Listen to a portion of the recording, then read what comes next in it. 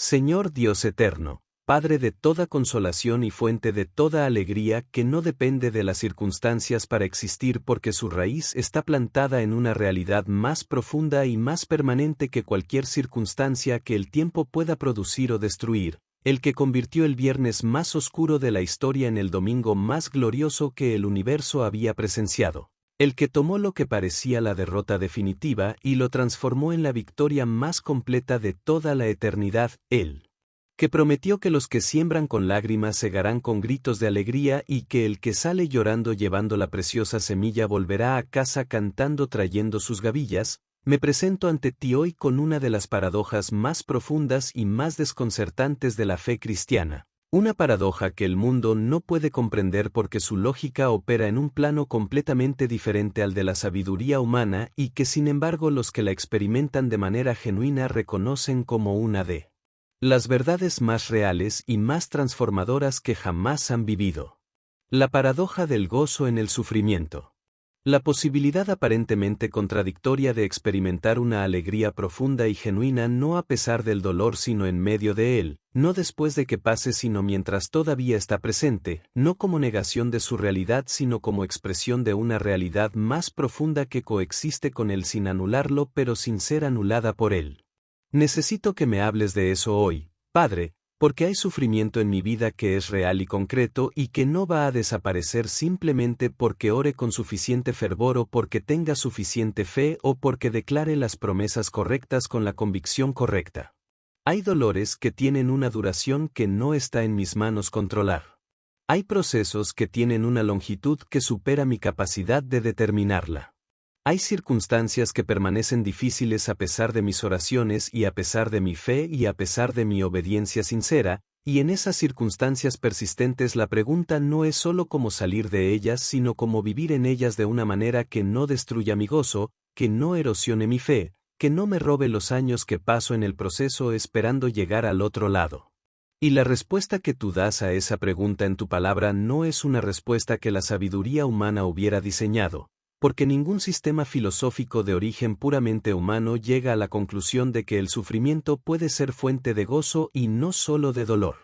La respuesta que tú das es la que Pablo escribe desde la cárcel con un nivel de alegría que desafía toda explicación natural, la que Santiago declara cuando dice que me goce sobremanera cuando me halle en diversas pruebas. La que Pedro describe cuando habla de una alegría inefable y llena de gloria que los creyentes dispersos y perseguidos experimentan aunque no hayan visto a Jesús con sus ojos físicos. Esa respuesta no niega el sufrimiento ni lo minimiza ni pretende que no duele cuando duele. La acepta en su realidad completa y luego declara que hay algo que puede coexistir con ese dolor y que es más poderoso que él en términos de su impacto en la experiencia interior de quien lo vive. Enséñame los fundamentos de ese gozo que coexiste con el sufrimiento, Señor, porque sé que no es algo que puedo producir por esfuerzo propio ni alcanzar por disciplina mental aunque ambas cosas sean necesarias en el proceso. Es algo que se recibe, que se cultiva, que crece en el suelo específico de la dificultad cuando ese suelo es trabajado con las herramientas correctas. Y las herramientas correctas comienzan con la perspectiva, con la manera en que veo el sufrimiento que estoy experimentando en relación al cuadro más grande que tú estás pintando con mi vida y con la historia de la humanidad. El primer fundamento del gozo en el sufrimiento es la comprensión de que el sufrimiento no es evidencia de tu ausencia sino frecuentemente el contexto de tu presencia más intensa. Esta verdad contradice lo que la intuición emocional naturalmente produce en medio del dolor, que es la sensación de que si estuvieras verdaderamente presente no permitirías que esto ocurriera. Pero tu palabra muestra consistentemente lo opuesto. Fue en el horno de fuego donde los 3 jóvenes hebreos encontraron a uno semejante al Hijo de Dios caminando junto a ellos, no afuera del horno sino dentro de él. Fue en el valle de sombra de muerte donde David declaró tu compañía con mayor certeza, no en los prados delicados sino en el valle. Fue en el momento de mayor oscuridad en la cruz donde se estaba consumando la obra más grande de toda la historia. La presencia tuya en el sufrimiento no siempre se siente de la manera en que se siente en los momentos de alivio y de celebración. A veces se siente de maneras más profundas y más transformadoras precisamente porque el dolor abre dimensiones del alma que la comodidad mantiene cerradas. El segundo fundamento es la comprensión de que el sufrimiento produce algo en mí que ninguna otra experiencia puede producir de la misma manera. Tu palabra dice que la prueba de la fe produce paciencia, y que la paciencia tiene su obra completa para que sea perfecto y cabal sin que me falte nada. Dice que tribulación produce paciencia, paciencia prueba, prueba esperanza, y que la esperanza no avergüenza. Dice que somos transformados de gloria en gloria por el Espíritu del Señor y que esa transformación frecuentemente usa el fuego de las pruebas como su herramienta más efectiva. El oro que no ha pasado por el fuego todavía tiene impurezas. El músculo que no ha sido sometido a resistencia no desarrolla su fuerza. El árbol que no ha enfrentado el viento no profundiza sus raíces. El sufrimiento que estoy experimentando no es castigo ni abandono. Es el proceso de formación más intenso y más efectivo que existe para el tipo de persona que tú estás haciendo de mí. El tercer fundamento, Padre, y quizás el más poderoso de todos, es la perspectiva eterna que transforma la percepción del sufrimiento presente cuando se mide no contra la comodidad que tuve antes sino contra la gloria que viene después. Pablo lo dice con una claridad que deja sin palabras cuando escribe que los sufrimientos del tiempo presente no son comparables con la gloria venidera que en nosotros ha de manifestarse. No dice que los sufrimientos son pequeños. No dice que no duelen. Dice que cuando se los pone en la balanza junto con lo que viene del otro lado, la balanza se inclina tan dramáticamente hacia la gloria futura que el peso de los sufrimientos presentes, aunque sea real y aunque sea significativo, resulta ser leve en comparación con el peso eterno de gloria que está produciendo.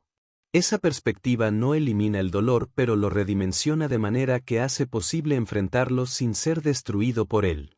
Dame esa perspectiva esta semana, Señor. No como una evasión espiritual de la realidad del dolor, sino como la lente correcta a través de la cual ver esa realidad en su contexto completo. Que cuando el sufrimiento quiera llenarlo todo con su presencia, tu espíritu amplíe mi visión para que pueda ver también lo que el sufrimiento está produciendo y lo que espera al final del proceso. Y que esa visión ampliada me dé el acceso al gozo que no depende de que las circunstancias mejoren porque su fundamento está en lo que es eternamente verdadero y no en lo que es temporalmente difícil. Pero quiero ir más profundo que los fundamentos teológicos, Padre, porque hay algo en la experiencia del gozo en el sufrimiento que no puede ser completamente capturado por los argumentos correctos aunque los argumentos correctos sean necesarios. Hay una dimensión de ese gozo que es pura experiencia del espíritu, que no se explica sino que se vive, que no se razona sino que se recibe, que no es el resultado de haber procesado correctamente los argumentos sobre el sufrimiento sino el resultado de haber encontrado a alguien en el sufrimiento cuya presencia cambia la experiencia del sufrimiento de maneras que van más allá de la comprensión. Como los discípulos en el camino a Emaús que iban con el corazón destrozado por la muerte de Jesús y que sin reconocerlo lo encontraron en el camino y que cuando finalmente lo reconocieron en el partir del pan dijeron, ¿no ardía nuestro corazón en nosotros mientras nos hablaba en el camino? El gozo que experimentaron no vino de que el problema hubiera desaparecido sino de que encontraron a alguien cuya presencia transformó la experiencia de estar en el problema. Eso es lo que te pido hoy. No que quites el sufrimiento aunque eres libre de hacerlo si es tu voluntad, sino que te hagas tan real en medio de él que el ardor de tu presencia sea más intenso que el ardor del dolor, que encontrarte en el proceso sea una experiencia tan poderosa que el proceso mismo sea recordado no principalmente por el dolor que produjo sino por el encuentro que posibilitó. Que también pueda usar mi experiencia de gozo en el sufrimiento como instrumento de esperanza para los que están a mi alrededor en sus propios procesos dolorosos. Porque hay algo en el testimonio vivo de alguien que está en medio del sufrimiento y que sin embargo tiene un gozo que no se puede explicar naturalmente que comunica la realidad de Dios de una manera que ningún argumento teológico puede igualar. Es el testimonio más poderoso que existe. No el de quien dice que Dios es bueno cuando todo va bien, porque eso cualquiera puede decirlo. Sino el de quien dice que Dios es bueno en medio de lo que no va bien, porque ese testimonio desafía toda explicación natural y señala hacia una fuente de gozo que el mundo no conoce y que cuando lo ve en acción en una vida real no puede ignorar completamente. Que esta semana, Padre, Sea una semana donde el gozo que produzca tu espíritu en mí a pesar de y en medio de las circunstancias difíciles sea tan genuino y tan visible que sea en sí mismo una declaración de que tú eres real y que tu gracia es suficiente para todo lo que la vida puede traer. El sufrimiento tiene un fin. Tu gozo no lo tiene. En el nombre del varón de dolores, que fue también el hombre más lleno de gozo que jamás caminó esta tierra, Jesús, amén.